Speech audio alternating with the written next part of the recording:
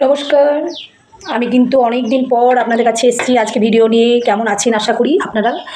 আর আমার কিছুদিন একটু শরীরটা একটু খারাপ ছিল, এই কারণে আমি ভিডিও নিয়ে আসতে পারিনি। তার জন্য আপনাদের কাছে আমি সত্যি খুবই দুঃখিত যে ভিডিও দিদি নিয়ে আসতে পারিনি।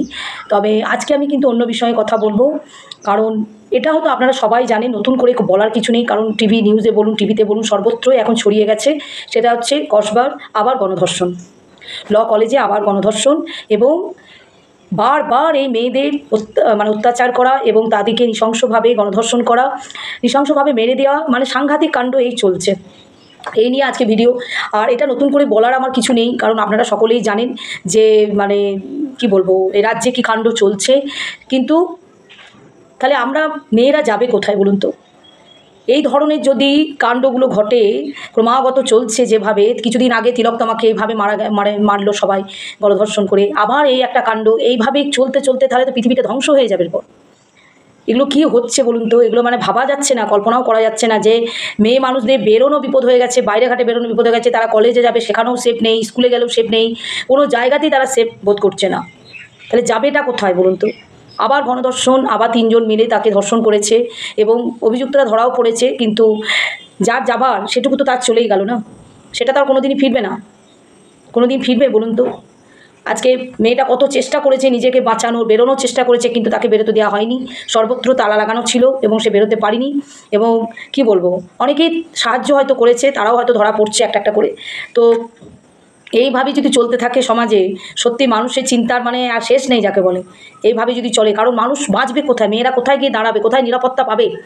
আজকে কোনো জায়গাতেই তাদের নিরাপত্তা নেই। বাসে বলুন, ট্রেনে বলুন, গাড়িতে বলুন, হ্যাঁ, বা কোথাও বেড়াতে যাচ্ছে সেখানে বলুন, স্কুলে বলুন, টিউশনিতে বলুন, কলেজে বলুন। কিছুদিন আগে আরজি কলেজে একটা ঘটনা ঘটলো, আবার এই ল কলেজে এই ঘটনা ঘটে গেল। তাহলে এগুলো কী হচ্ছে এগুলো? তাহলে মা বাবারা তো মেয়েদিকে কোনো জায়গাতেই পাঠাতে পারবে না। তাহলে কি মেয়েরা সারা জন্ম বা সারা জীবন ওই ঘরবন্দি হয়ে থাকতে হবে? তাদেরকে লেখাপড়া তারা কিছুই করতে পারবে না, তারা কিছু কোনোভাবে দাঁড়াতে পারবে না। অফিসে বলুন, সর্বত্র এই কাণ্ড চলছে। তাহলে মেয়েরা আজকে কোথায় যাবে? এই জিনিসগুলো তো চাপা থাকে না। সবাই আপনারা সবাই জানেন যে এই ঘটনাটা চলছে, যে এখনও এই চলছে বিশাল। এখন মিছিলও বেরোচ্ছে, সবাই এখন বেরিয়ে গেছে, হ্যাঁ, অবরোধ করছে, রাস্তা অবরোধ করছে, সবই হচ্ছে, কিন্তু কাজের কাজ কিছুই হচ্ছে না। কাজের কাজ কিছুই হচ্ছে না। যে যাবার সে চলে যাচ্ছে, যার যাবার সব কিছু তার শেষ হয়ে যাচ্ছে। এগুলো কি হচ্ছে বলুন তো? এই চিন্তা করতে করতে আমি একটা ভিডিও নিয়ে চলে এলাম আপনাদের কাছে। জানি না আপনাদের ভিডিওটা কতটা ভালো লাগবে, কারণ এই বিষয়গুলো সত্যিই বলার নয়। খুব লজ্জাজনক একটা ব্যাপার যে মেয়েদের সম্মান নিয়ে এইভাবে বারবার একটা হেনস্থা বলুন, মান সম্মান সব মেয়েদের চলে যাচ্ছে। মেয়েরা তো মা, সে মেয়েদিকে কে মানছে বলুন তো? তাদেরও বাড়িতে মা আছে, বোন আছে, নিশ্চয়ই আছে। তারা এই ধরনের কাজ, এই নোংরা কাজগুলো, এই ধরনের কাজগুলো করছে। সত্যি খুব চিন্তার কারণ। আজকে কোথায় যাবে মেয়েরা? কোথাও গিয়ে তাদের শান্তি নেই। সর্বত্র এই চলছে, এই নোংরামি, এই গণধর্ষণ, শ্লীলতাহানি। মেয়েদের আগে হয়তো এতটা ছিল না, এখন যে হারে বেড়ে গেছে। হিংস্র হয়ে গেছে মানুষ, মানুষ মানুষ থাকছে না। মেয়েটা কত চেষ্টা করেছে, এবং তার কি বলবো, যখন ওরা নোংরা এবং এত কি বলবো অমানুষ, যে শ্বাসকষ্ট উঠে গেছে মেয়েটাকে, সেই অবস্থাতেই তারা ধর্ষণ করেছে। আবার ওষুধ আনিয়ে আবার ধর্ষণ করেছে। এগুলো কি কল্পনা করার বাইরে বলুন তো? হ্যাঁ, মেয়ে একটা, তাদেরও বাড়িতে বোন আছে রে বাবা, তোদেরও বোন আছে, তোদেরও মা আছে। তোরা এই ধরনের কাজগুলো করছিস? এগুলো উচিত বলুন তো? এগুলো কি উচিত এই ধরনের কাজগুলো করা? যাচ্ছে তাই কাণ্ড একটা যাকে বলে। মেয়েদের আর বাঁচার কোথাও জায়গা নেই। কোথায় বাঁচবে তারা তাও বুঝতে পারছে না, যে কোথায় তারা সেফ।